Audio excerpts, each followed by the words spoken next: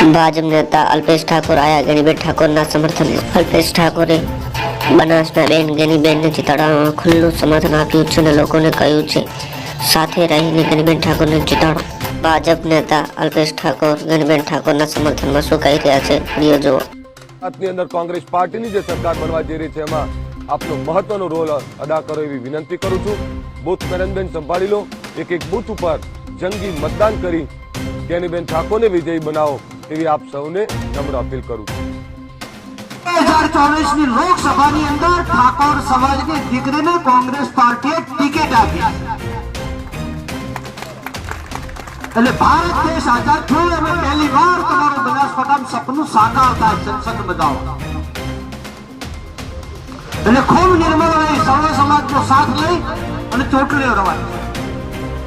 ગેનીબેનને પણ હું વિનંતી કરું છું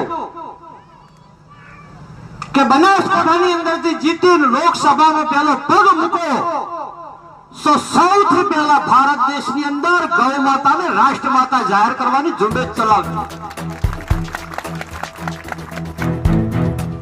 બીજા નંબરની અંદર સમગ્ર ગુજરાતમાં જાતિ આધારિત વસ્તી ગણતરી થવી જોઈએ તો સર્વ સમાજને એને લાભ મળે। ત્રીજા નંબરમાં સમગ્ર ગુજરાતમાં કરાર આધારિત ભરતીઓ બંધ થવી જોઈએ એટલે સર્વ સમાજના યુવાનોને ન્યાય મળે।